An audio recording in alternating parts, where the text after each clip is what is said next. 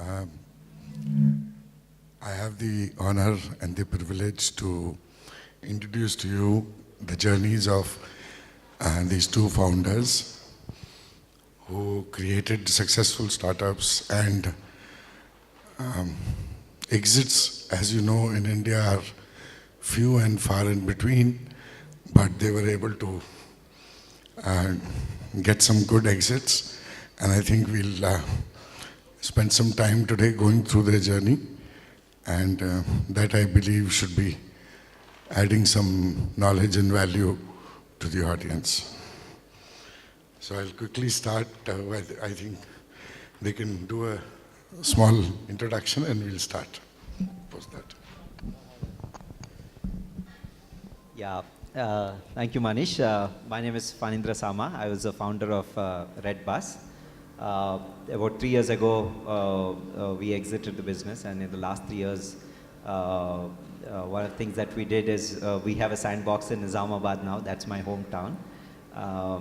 Besides that, I went around to different colleges across the world to learn. And about a month ago, I started working for the government of Telangana. Thank you. Hi, this is Raghu. We started, me and my partner started Taxi for Sure in 2011. We had a great roller coaster ride, and we never thought we'll get to wherever we got to in that short span of time. And we got an exit a couple of years back, and since then we're just paying it forward. A lot of people helped us in our journey.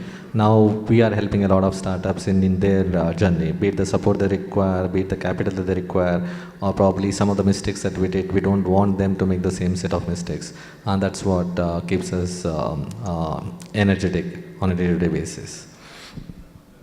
Morning, I think we heard how important it is to have a supportive ecosystem. And just a few minutes back, I got to know that Funny Hair started in 2005, in which time I think the startup word itself was unknown to many.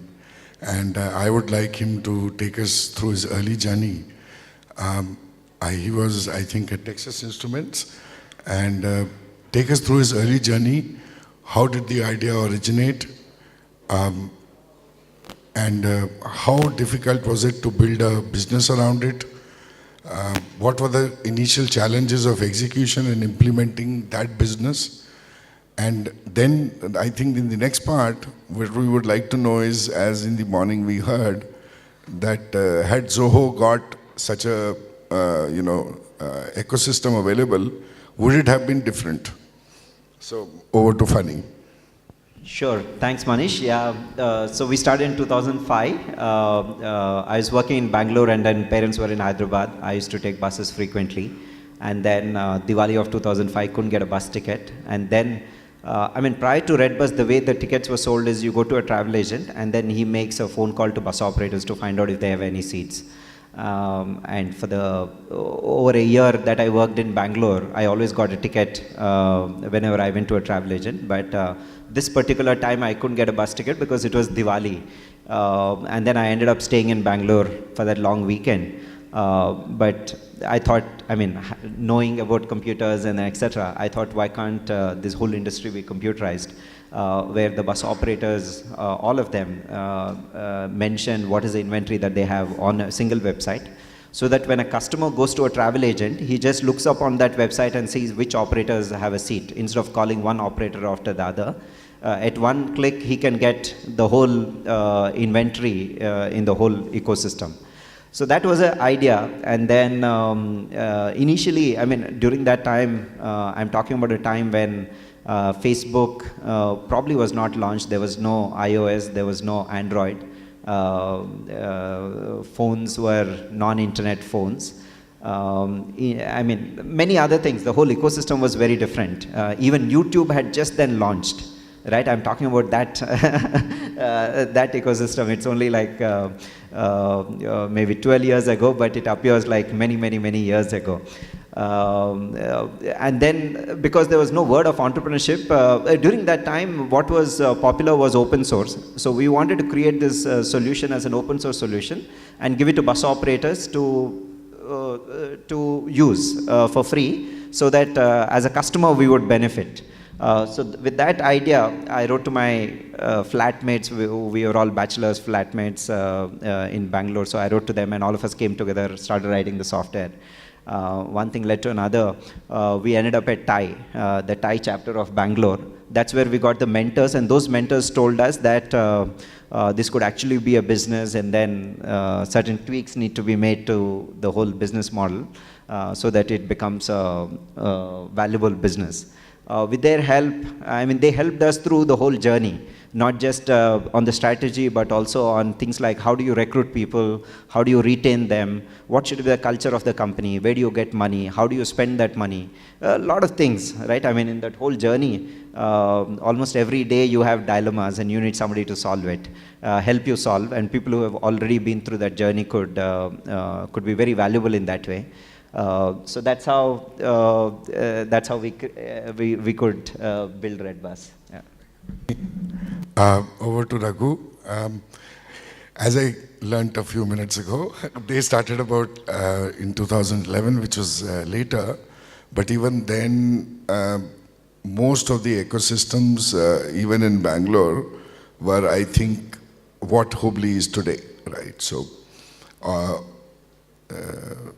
Obviously, it was slightly better environment than Funny, but even then, I think it had its own challenges, and I just want Raghu to take us through the journey of how difficult it was of implementing and executing that idea, and trying to create a business which they felt was solving the problem that.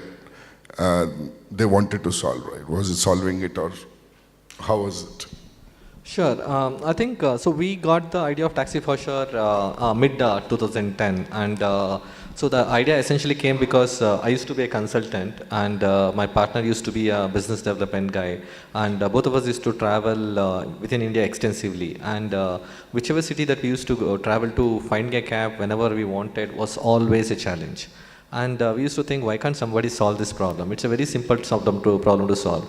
Otherwise, you have a call center. During peak hours, you call up the call center, you're probably caller number 25, approximate waiting time is around 20 minutes, right? But you know that there are free cabs on the road. They're on the road because they want business, and their customers are there, and they want those cab rides. It's just that there is this call center which is probably somewhere else, which essentially has become the bottleneck. Right? And if the customers can essentially see the cabs on the road, and if you can provide a channel for them to just communicate with the taxi drivers, they themselves can do it. There is no rocket science involved. Why can't someone do this? Right? And that's how the idea started. And we thought it's a good idea, and we didn't realize why someone else doesn't really solve this problem. Right? We never thought that we should be the ones who should be solving this problem. And the more time we spent on that, we thought, okay, fine, it's an idea has some merit. Let's at least figure that out. So both of us are MBAs from Ahmedabad. So we were getting crazily paid. So quitting a job was not really such an easy option. So what we did was we did an online survey, shared it with some of our friends and stuff like that. All of them said that they're also facing the same problem. Then we thought the problem must be skewed towards business school graduates. Then what we did, we went and stood in front of the airport and we spoke to people getting in and getting out of the airport. They also said that finding a cab is always difficult. Then we thought probably this problem is restricted only to frequent flyers. So then essentially by this time we had a good questionnaire, right? We got some college kids to stand in front of malls and speak to people over there. We collected around 2,800 responses, and 92% of those people told that they also face the same problem. That's when we thought, okay, we are onto something interesting, and that's when we started speaking to our families. See, 2010 is the time when a lot of people used to talk about starting a company, but there were no exits, right? People didn't know that you can essentially make money, and the only exit that we knew was to do an IPO, right? Apart from Naukri and Make My Trip, which took around 10-15 years to do an IPO, so we never thought that by starting a company you can essentially make money. So the only thing that we believed in was, we believed in was, we knew that there is a problem, there's a big problem, and we thought we had an interesting solution to really address it, right? We never thought in terms of making money or getting a good exit and stuff like that. We were primarily driven by the problem and how many people can relate to the problem, and we thought we have a great solution and we can essentially do that. And mind you, both of us were business school graduates, and what we were trying to do was a technology-based solution. And either of us didn't know how to really code. But we believe that, okay, if we start something, probably we do that. Both of us are engineers, and some of our batchmates didn't really do an MBA. We thought that it's easy. We can essentially get some of our batchmates who did engineering, who continue doing the engineering stream, to come and help us. And we were around 28 or 29 when we started. But the challenge is, if you do an MBA or an MS, you have an education loan that you need to pay. If you don't do higher education, you're married and you have a housing loan. Right? When you hit the 28, 29, right? So the entire social structure is in such a way that you need to have a loan. Right? Either the education loan or the housing loan. Right? So thankfully, I was married, but my partner wasn't. Right? And so he used to work out of Hyderabad. And whenever so both of us are born and brought up in Bangalore, and it so happened that parents were there, so both of us started in Bangalore because the lodging was taken care of, boarding and eating, everything was taken care of by the parents. So we never went to Bangalore because it was the startup capital. It's just that both of us are born, brought up in Bangalore, and parents could take off most of our expenses. That's the reason we started in Bangalore. So he used to work in Hyderabad, and whenever he used to visit Bangalore, his parents would have essentially lined up a bunch of girls for him to meet for potential. As soon as the future fathers-in-law figured out that he is becoming an entrepreneur, the entire pipeline vanished. Right? So during those time, right, becoming an entrepreneur in India was as close to being unemployed. Right, nothing. I mean, the things have changed, and this is Bangalore we are talking about, right? And nothing else. And if you essentially do that, and most of my relatives used to come and tell my mom, you did spend so much of money on his education, you sent him to IIM and stuff like that, and what he did eventually become, he became a taxi driver.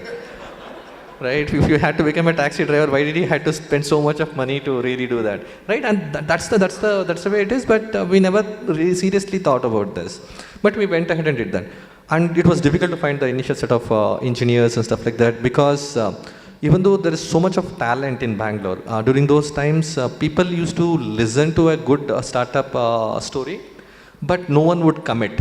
No one would quit their jobs and do that. So initial set of people, we started getting some part-timers who used to do that typical 9 to 6 job in their things, and they used to come to our office, and from 7 to 12 we used to do. Right, we used to work. So we essentially started doing that way, because if that is not available, you need to get something done, and we need to do that. And also the absence of the ecosystem, over a period of time we realized that, because we thought that we have this solution, we just have to make the customer to talk to the taxi driver, right? Nothing beyond that. We never realized that because we exist, more number of people will start taking taxis now. Right? And because we exist, the people who used to take taxis will start using it much more often than what they were using earlier. Right? We never realized that. And so we never thought in those lines, we never built anything on those lines. And we never thought that because of us, people will stop buying their own personal vehicles. Right? And we never thought people will sell their personal vehicles because someone like us exists. Right? So the entire thought, right, Adesh today morning was talking about you need to have a big vision, but take small steps. We were taking small steps, and our vision was also more or less restricted, because we never thought that we will essentially make a ding in the universe. Right? We thought that, okay, some of the people whom we know, whom we spoke to and stuff like that, they are facing this problem. We should be able to address this problem. So I think an ecosystem is essential. I think apart from the technical things that it can do, it's probably providing engineering, the sales and the marketing, it essentially helps us to think big. It's very difficult for us to really think the impact of the solution that we are trying to build, right? How that essentially has some subsequent consequences that essentially leads to much larger problems. Right? We are limited in our thinking. We essentially we spend so much of time on the problem that we essentially thought that is our entire universe. But the universe essentially expanded, And we always had to do a catching up game. And if there was an ecosystem there where people could essentially push us to think beyond, right? I think things would have been a lot better for us. I think an ecosystem surely helps. Thank you so much, Raghu.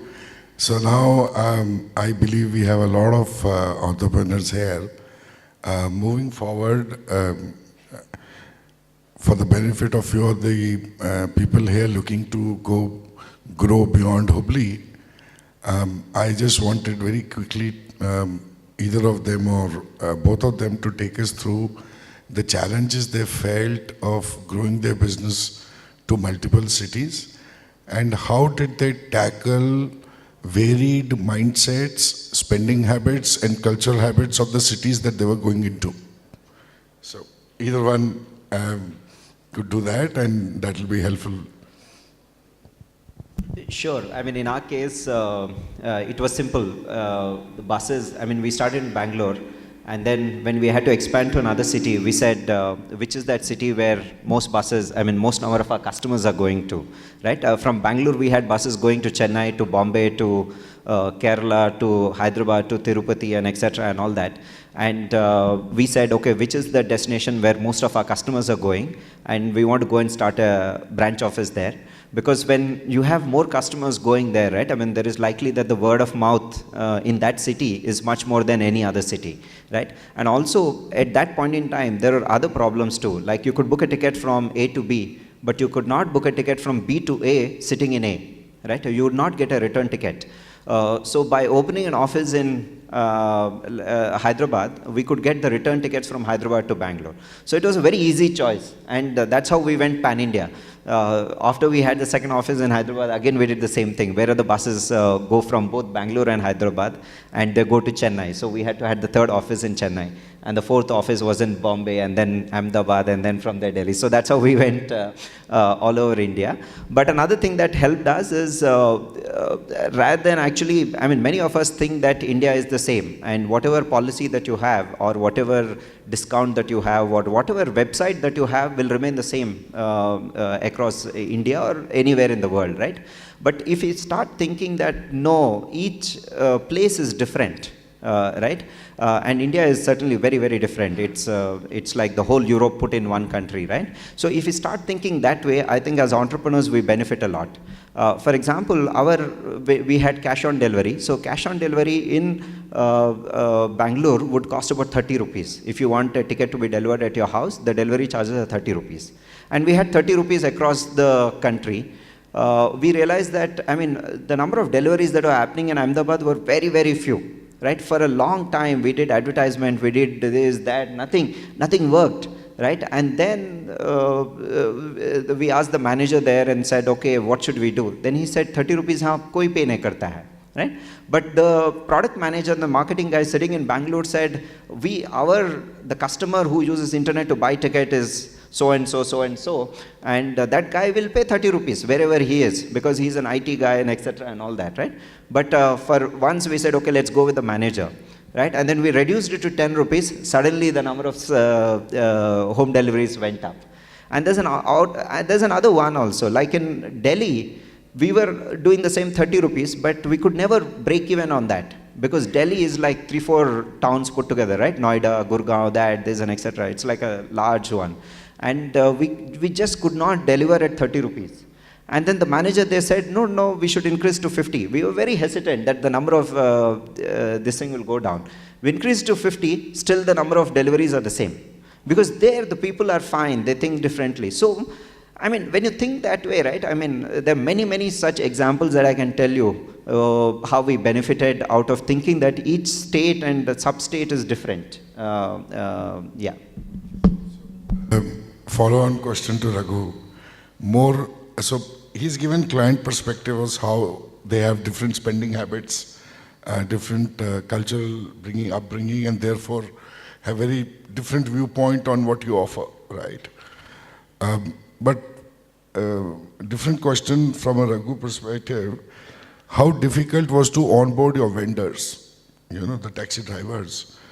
Because Bangalore, overall, even a taxi driver given a chance moves up to a smartphone as early as possible because he sees his clients, right? May not be so in some of the other cities. There is a hesitance to hand over my entire livelihood to an app or to internet, right? It could be as devastating for a taxi driver thinking, okay, if I don't get business, what does my family eat, and so on and so forth. Take us through some of those challenges. I think those are not really the challenges that we faced. Our challenges were extremely different. I think Bangalore, when we started, we had to plead, we had to beg the supply to come and work with us, right? You can probably figure out a way to get customers, but if your supply is not with you, you typically can't do much business. Bangalore was hard, but when we went to Delhi, so there was this company called Mega Cabs, which was based out of Delhi. It was a big company in Delhi. They had also had operations in Bangalore. And in Bangalore, we had started working with them. So when we went to Delhi, we told the Delhi drivers that we work with Mega Cabs. Right, and because the Delhi local taxi drivers knew Mega Cabs, they thought it was a big company, and if we are working with Mega Cabs, we should be a big company. So they started coming, and the moment we figured out that, we essentially started positioning ourselves as a big company. Right, we never positioned ourselves as a startup in Delhi. We started positioning ourselves as a big company. So whenever people come to our office, right, there used to be all these newspaper articles. Right, photos of the founders and stuff like that. Then people thought that it's a big company. It was an AC office, unlike a Bangalore office, right? So Bangalore, even though we used to sit in Bangalore, it was a normal office, but the Delhi office was an AC office and stuff like that. People thought that way. When we started Chennai, there is a lot of people who are based out of Bangalore, but are originally from Chennai. So when we started Chennai, we essentially asked those taxi operators and drivers to move to Chennai and start working that, right? So we initially started getting that. So our bigger challenges happened in Bangalore, right? Primarily because before we started, a typical taxi driver used to make around 1,500 rupees or 2,000 rupees per day, right? And we thought that, so they used to be on the road for 14 hours to make that kind of a money. So once we start giving them more and more business, and we thought it's a no-brainer. If you are getting more money, you will take it, right? But what we realized was once people essentially got that within initial 4 to 5 hours, they used to make that 1,500 to 2,000 rupees instead of waiting for 14 hours. Right? And if they wait for 14 hours, they can easily take home 5,000 rupees, 6,000 rupees. Those people, as soon as they made the 1,500 or 2,000 rupees, they used to switch off and go back home and sleep. Right, the taxi drivers in Bangalore. We never had this experience in Delhi. Right, Delhi, you give more, as much as you give, people take it. Right, we wondered why. The thing is, in Bangalore, most of the taxi drivers are local population. Right, and taxi driving is not really a profession you choose. It's just that you don't really get anything anywhere else. So the parents make the initial deposit to get you a car. So you start driving the car, right? So they're doing it not because they want to do something else. It's just that their parents don't want them to stay at home. As soon as they make the 2,000 rupees, they take the 2,000 rupees, give it to their mom, and they go sleep. Right? In Delhi, most of the taxis are driven by the people from UP and Bihar who are migrant, right? And their family is still in UP and Bihar. Right, the more they make, the more they can give them. Right, so then when people are not hungry, how do you essentially get that hunger? Was a bigger challenge, right? So then we realized that, so again, the thought essentially came because when we did our engineering, we got to a particular, there was zero money, we started working in a job, we got some money, right? We did our MBA, we got another job and we were happy post-engineering, whatever job that we get, whatever salaries that we used to get, we were happy there, right? Post-MBA, we essentially got 2x or 3x the engineering salary, right? We were happy. Right? And when someone asked us to go back to the engineering salary, we wouldn't go. We were happy then. But once our lifestyle get used to a particular stage, right, it's very difficult to go back to an earlier stage. So if that is how we start behaving, probably the taxi drivers also would probably behave that way. So we figured out that most of the taxi drivers were, so some of the taxi drivers were married and had kids. We started providing them education loan. So because of which they moved their kids from government school to private schools. And some of the people who were probably in engineering and stuff like that, right, they started putting their kids into tuitions, right? And for most of the bachelors, so typically in that segment, most of these guys have a significant affinity to their moms, all right? And we essentially started giving them health insurance for their parents, right? Once you do that, and the premium essentially is an additional burden, be it the premium on the education loan or this thing.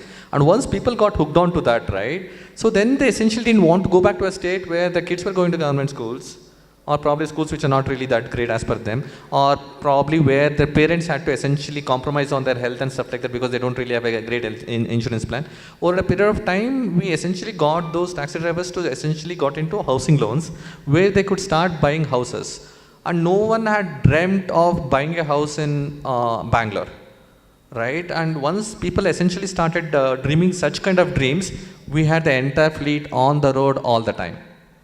Right? We essentially gave people, the taxi drivers, hope. And once we figured out that bit out, and once there is a significant hope, right, and people will do whatever that is to essentially make that hope materialize. Once we figured out that inside, and every city that we went to, we figured out what are the driver population they're hoping for.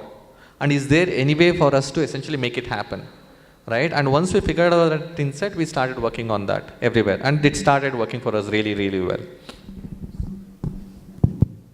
Thank you, Raghu. I think this was a good learning for the audience, because if you meet the aspirational values, the stickiness is much higher. And whether it's your vendors, whether it's your clients, I think it's a good mantra to have for your business growth. So very quickly to, again, both or either, because Funny obviously has a much longer run. So if you look back at the time when you were in TI, right? Post that you started REDBUS, it was a few people in the beginning. On a personal level, self-development and leadership capabilities. By the time I think you exited, you were a few hundred, right? Maybe 500 plus. So what all changes you had to do consciously, and what all just got, as you were going along, and keep self-development kept happening. What were some of the conscious changes or conscious efforts you had to put to take up the leadership role of 500? Even though, because the journey took so many years, or did it happen in hurdles, or did it happen in steps, or was it very smooth, the journey? It was very difficult. The personal journey was very difficult because if you have any other problem, let's say you run out of cash or you have to retain somebody and etc. For all those things you can get help. But where you have to cope up your own thing, like we heard Ramji this morning, right? I mean, when you have a difficulty, it's a personal difficulty, right? How do you cope up with that? I mean, you have to show your face and face the difficulty. Those are the difficult things because nobody else can come and help you. You have to you have to do it yourself. The biggest difficulty that I faced is when this idea came in, it was very exciting. So I kind of picturized how to solve it, right? I mean, this has to be the website, and then once they click on this, the next page will be this, and then this is what it will do, and this is how the bus operators will put in it. The whole thing was very, very clear and etc. Now you have to get it to action. The first few people were my co-founders, I mean classmates, friends for several years, and also you just sit with them, tell them this has to be like that, then they object you. There's a free-flowing discussion, you say no, they say no, you fight, you do whatever, and then somehow things get done. But the problem comes once you have other team members, right? I mean, as a company goes, you have to get other team members, and then they will handle the whole thing, product or technology and etc. When they come in, you continue to do the same because you're so excited and you worked much longer on the project than anybody else because they just joined you and you've been working on it for the last 6 months, right? You sit with them and say, this has to be like this color button, this work and etc. And sometimes they may have different idea because they just came in and etc. And they will do it differently, right? It may fail. When it fails, you would get much more upset saying that I knew that would fail because I've been here and why don't you just listen and etc. right? Then after a while they just become like subservient, right? I mean, because once they face this failure, just because they were not in this for longer than you are, right? But after that the whole equation changes. They'll just say, oh, you tell me what needs to be done, I'll just do it, right? And that is where the failure starts, right? I mean, you are getting the best of the minds, and as a company grows, right? I mean, no one person, unless you are a kind of a Steve Jobs and etc., right? I mean, you can't have a expertise in everything, right? You can't read I could not read a balance sheet and a P&L for a long time, right? At the same time, you won't know the best of A/B testing or the UX or best of marketing tactics or best of technology algorithms and etc. for you to give advice to everybody. Unless they come forward and say, this is the best way to design technology because a new thing has come in, or this is the best way to deploy your architecture, whatever it is, right? There's no way you can build a company. But for you to do that, it's a very difficult personal journey. Because all your life, I mean, the fact that many of us become entrepreneurs is because we've been successful in our lives. I mean, that confidence leads to another confidence and other thing, and then ultimately you say, okay, I want to start up my own company, right? If you failed, then you won't have the courage to say you will start, right? Okay. So the fact that you have started a company means, okay, you've had successes in your life. But if you look at those successes, right, I mean, many of those successes are an individual pursuit, right? I was a state ranker in 12th, then a distinction and academically very good and etc. But each one of that is an individual pursuit. You sit, you study, you kind of whatever, memorize, analyze, whatever, and then you get grades and you're done, right? I never had to sit together with other people and write a test, in the sense that one question I answer, the other question he answers, and together we get marks, right? It is never like that. So all our lives we've been trained like that, and suddenly when we get into entrepreneurship, it's a very different equation, right? And that something is very uncomfortable, because all the existence of our life, 30 years, 20 years, whatever it is, right? We are doing one thing. Now if you have to do something different, it is very difficult, right? And I took 2 years. I told myself that, no, this is not working. It will not work.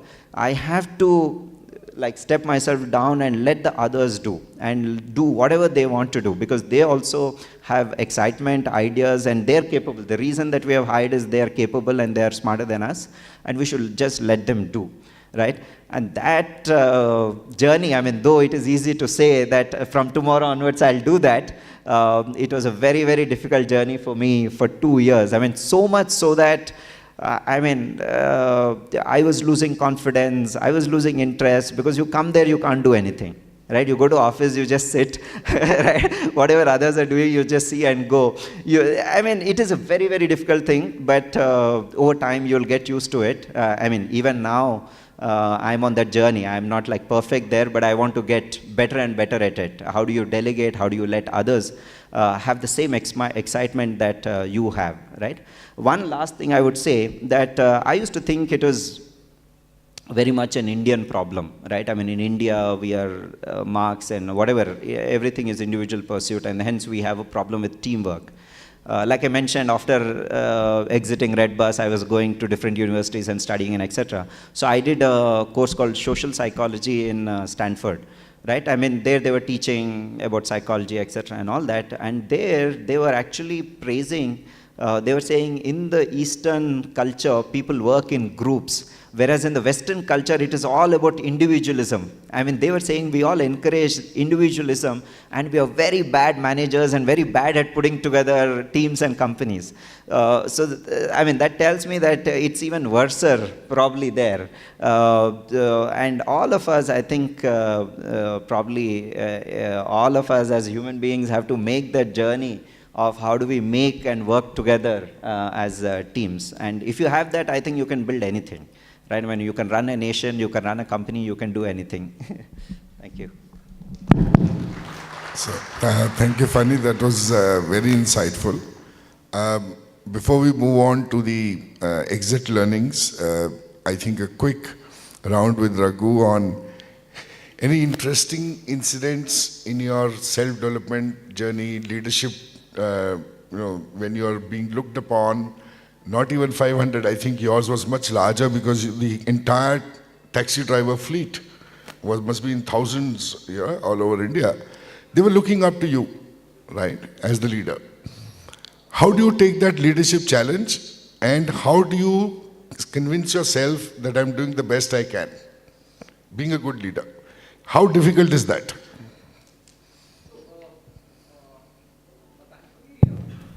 Thankfully, I guess never asked such kind of a question while running the company, right? Because you don't really get time to think. I think so.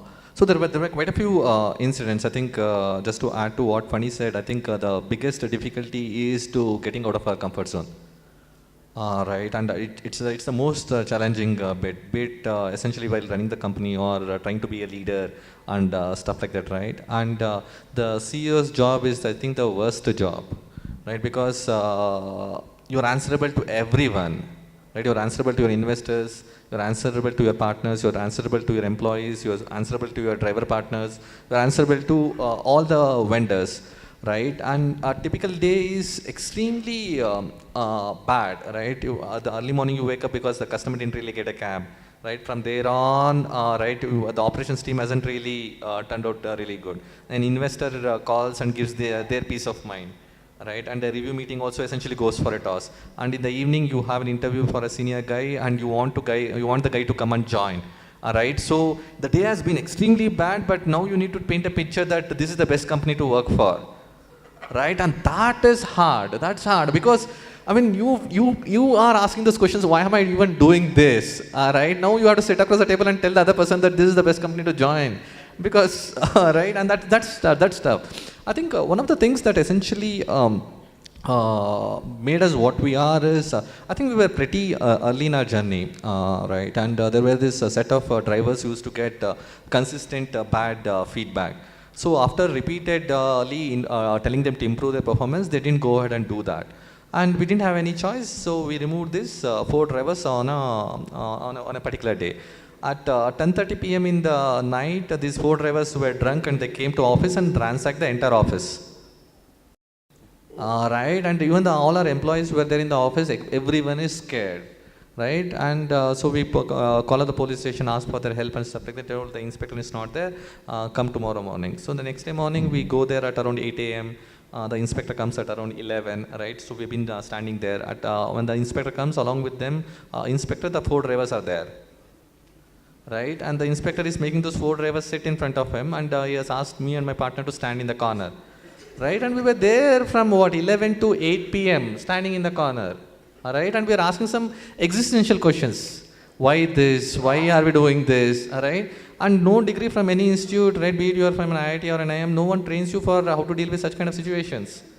Right, we are asking such kind of existential questions. Why are we doing this? How did we end up here? This is not what we wanted to be. Right, and I think the biggest learning was, I think by then we had around 300 odd drivers in the network, right, and these 4 drivers, because I think they had spoken to the local cooperator had called up the inspector and stuff like that, and that's how the system typically works. And so we were asking those existential questions, and at our next day morning we went, all the employees are scared, right, how do we go about, right, should we continue, will we continue, and stuff like that, right, because we couldn't do anything to those drivers. Right, and we didn't really take back, we put our foot down and we didn't really take them back. So people are expecting us, what do we do, whether we will shut down and stuff like that, right?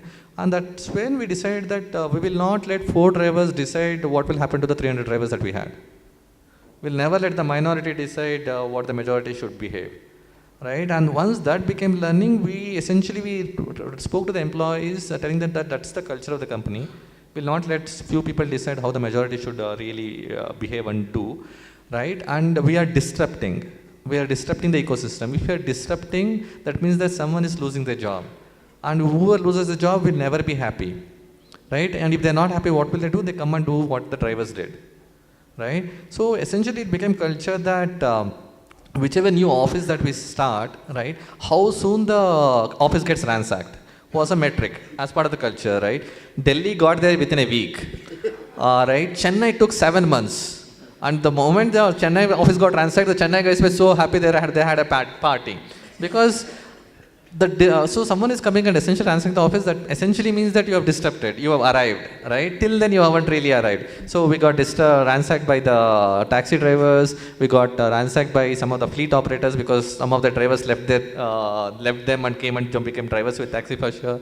And sometimes even the customers did. And the most hilarious part is there were a few people who came and ransacked the office who had nothing to do with taxi for sure. They were not even customers, primarily because they had their own personal drivers, and now who left their job and they became taxi for sure drivers, and they didn't really have any drivers.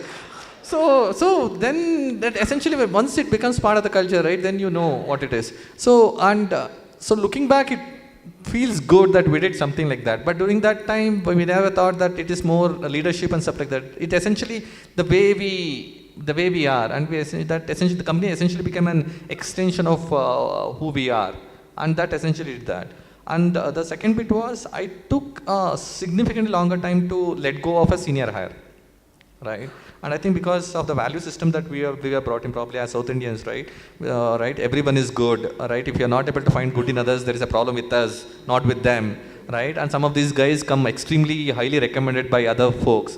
So it's very difficult to let go of the person. You feel that you are not capable of essentially getting the best out of them. It's not their problem, it's your problem, right? You have such kind of questions.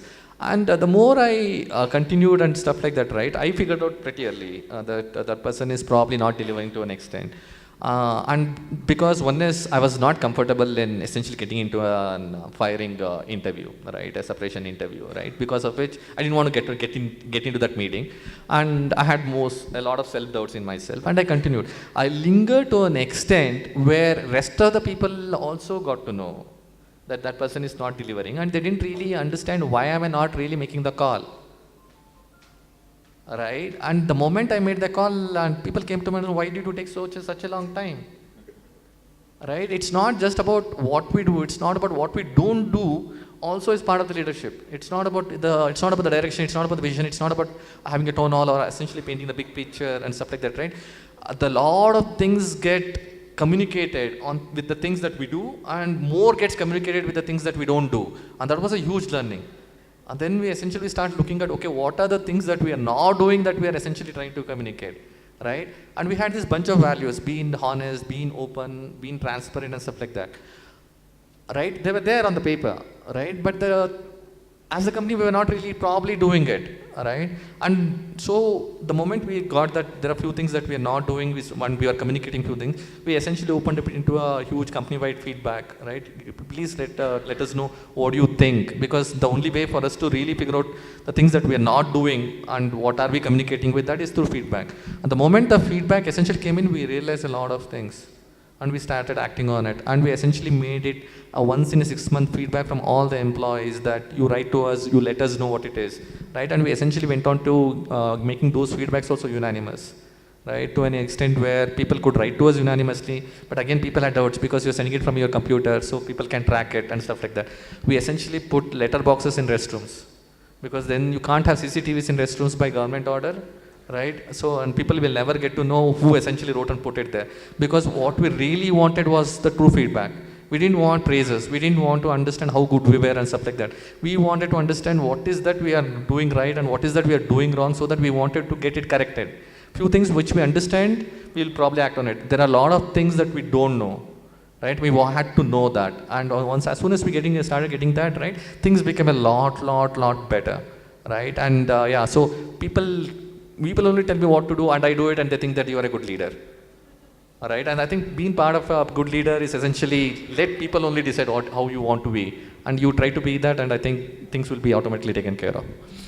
Thank you so much. So that was lovely to hear. So, quick show of hands. How many entrepreneurs here? Oh, that's a lot. Okay. How many of you have raised your first check? Okay.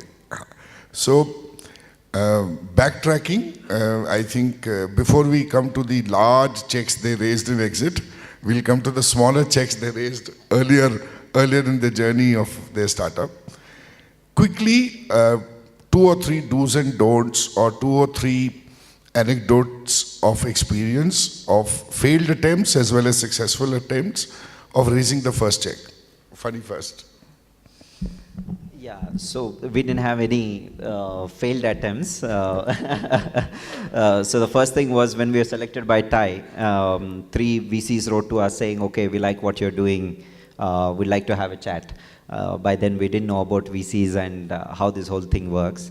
But then we had TIE mentors who told us how this thing works and etc. And then we went ahead with one of them.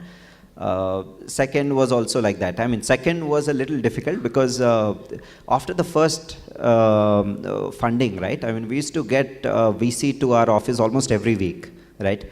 VCs used to just come, I mean, mostly from abroad, right? I mean, they used to keep coming to our office, and then we thought, okay, all is well, we're doing well, and then anytime we want, we could talk to any one of these guys and they'll write a check. But then Lehman Brothers collapsed. That was 2008, right? And none of them were returning our calls and etc. But anyway, we ended up raising capital from inventors, and then after that we went on to do another round. So our funding was not very difficult, except that moment when Lehman Brothers collapsed. And that could happen to any one of us, because the world is always uncertain. I mean, it is outside any one person's control. So tomorrow we can wake up to anything that, that may impact our business dramatically, right? I mean, even if it's not funding, let's say you are exporting to another country and then that country goes through a crisis, then there'll be a period of no revenues for you, right? So I think we should all be prepared for that uncertainty, and I mean, I think usually we are not prepared until we face that experience, because until then it always appears like a rare event. Why should I be prepared for that? Which is fair, but yeah, I went through that, and then now I am always like, I have a plan B for a crisis like that. So any do's and don'ts, any piece of advice on what should be their attitude or their desire at the, for when they're trying to raise their first check? Any you can share from your learning, and then we'll move on to Raghu.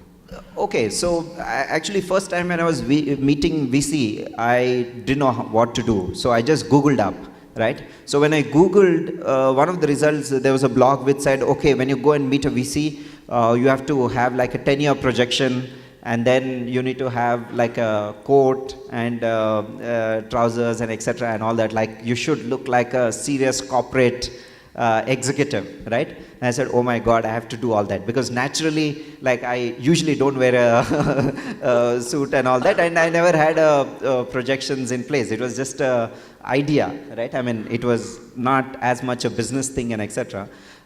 Then I further like went to the second blog, third blog and etc. And then I came across a blog which is completely opposite to that, right? Which said, when you go and meet a VC, you should just go in shorts. I was like, oh my God, right? So this is completely opposite to what I've read. And after that, anytime you have a question, right? I mean, you Google up, there'll always be two different answers, right? If you say, should I micromanage or macromanage, you'll get as answer which says you should micromanage. After all, Steve Jobs used to micromanage. Jeff Bezos micromanages every pixel that is there on the website. But then you read another article, it says completely opposite. Saying, no, you should never micromanage, you should only macromanage, right? So every question that you have, there are these two completely opposite things which have led to success in the past, right? Should you advertise, should you not advertise? We have not advertised, but Flipkart has advertised. I mean, people say, oh, fool, if only you have advertised and etc., you would have been much larger, right? But we never know, because we never did it that way. But okay, maybe some others say if you have advertised and spent money, maybe you would have failed. So there are these two things always. Any question you have, you will have these two things. And then I went through this dilemma as to how to figure out a solution to this. So first thing is, I think first thing to create a solution in this situation is that be yourself. Right? I mean, when I went to this VC, then I was extremely confused when I read these blogs. And I told myself, I'll just go by myself. Right? If I don't have even a 1-year projection, I will just go without having a 1-year projection. If I'm always comfortable with a dress like this, I'll just go like this. Right? I mean, no shorts or no, no blazer and etc. So I just landed up like that. And my first pitch to the VC was, I put together whatever I could put together. And I said, I need 30 lakh rupees. And with which we will build this company all over India, and then it will be profitable. Because until then, right, I was just a fresh, I mean, I worked for 1-2 years in a company and etc. And you've always been, I mean, a lakh, your bank balance was 2 lakhs and etc. And then you could not think beyond a lakh, right? I mean, so naturally, whatever you make, you will be around that, right? Unless you are like completely out of the world, right? Today, I can't think of, let's say, 10,000 crores, right? I don't know how you like put together, like certainly I can't think of setting something like Reliance Jio, right? It is completely outside because I never looked, I mean, I never faced like 1,000 crores in my life, right? So that is all very different. And so whatever I faced with, I put together a plan for 30 lakhs, went to this VC, and that VC told me, okay, 30 lakhs mein kuch nahi hoga. For the same 30% that you want to give me, I'll give you 3 crores. Right? I mean, that happened over 3, 4, I mean, actually 7 iterations. But I think, I mean, today we are good friends, and when we talk, I mean, she says actually she invested in us because I could see that authenticity, right? I mean, that if I tried to be... That would be Bharti. Sorry? Bharti. Bharti, yeah, Bharti. Yeah, and looking at those blogs, if I just went in either shorts or this thing, I am sure maybe I would not have got any funding. And usually, I mean, I think people look for that authenticity whenever you meet VCs. And if the VC doesn't like you the way you are, right, I mean, you move on because there will be a VC who likes you the way you are. A VC told me that we never had any marketing budget. And he was another entrepreneur who built a successful company in India through marketing and etc. He told me, if you don't have a budget for marketing, there is no way that you'll be able to build a consumer internet business. He said, can you rework on the plan and etc. and all that. But fundamentally, we didn't believe in that. And ultimately, he didn't invest in us, and it was a great thing because otherwise there'll be too many different dynamics in the company and it would have led to a failure. But it's not that because he rejected, we could not find funding ever, right? I mean, we went on to another VC and then he invested who believes in the same ideology that we had, and it's a fantastic partner to have. So I think CM is indicating to me that we're running out of time. I'll do one last, last 3 CM? Patel? Last 3? Okay. No, this little negotiation could be. So, Raghu, very quickly, any learnings from your first check or any, like he was faced with the dilemma of how to go, how to present. Did you go through the similar phase, or was it easier? Was it more difficult? So ours was different. I think the first check was written by my wife. Right. So, so once we got this idea and once we once we quit our jobs and stuff like that, right? So we knew that we'll be full time into doing this, and I'll not be able to spend as much time as possible with family. So I asked my wife, so then what do you want to do? So she said, okay, fine, you'd spend your time at office, I'll be at home. So instead of being at home when I'm not really coming home, why do you want to work in India? Why don't you go abroad and start earning in dollars so that you can essentially start funding the company? So for some strange reason she moved to Singapore, she started earning in dollars, and she was the one who was funding the company for initial time. Right, but the message here is please don't talk to your wives and send them abroad now. Right, that's not really the thing. And it so happens that we got in touch with a lot of VCs very early because Deep Kalra of Make My Trip is an alum from IIM Ahmedabad, right? And my previous boss and he were classmates. So he put me in touch with Deep. Deep liked us and he wanted to invest money. And he realized that there is a conflict of interest because he runs Make My Trip, which is a travel company, and we were in the travel space. So there could be a conflict of interest, so he couldn't really invest. So what he did was he put us in touch with a lot of VCs, be it Axel, Helion, Safe Partners, Tiger, everyone, right? And that's when all our problems started. Because we got in touch with them, and I was a consultant, we are very good at making presentations, right? So we made beautiful presentations, and we used to go and make those amazing presentations in front of those VCs. And the problem with Indian VCs is they don't say no. They say, this is amazing, this is absolute, I think this is the need of the hour, right? But they are not writing checks. Right, we wasted around 4 to 6 months only with taking the presentation all around the same set of people again and again. They wanted to see traction. So after some time we stopped doing that. Then we thought, let's focus on building the business. Enough of this presentation, right? And we started focusing on the business, got our initial set of products, started focusing on getting customers, got some traction.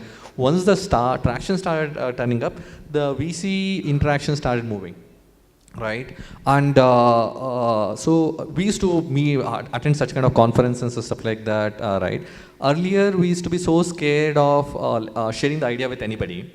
because we thought that we are B school grads, we don't understand, we don't know how to build technology, and this is a technology solution, right? So there might be a lot of engineers who are better equipped to build this a lot more better, a lot faster than us. So we never shared the complete idea with anyone who we used to meet, because we thought that that is our IP and we should not really share. I guess some of the startups still do. They don't really share their idea. And if you don't share the idea completely, you can't really get the other person excited to the same level as you are excited.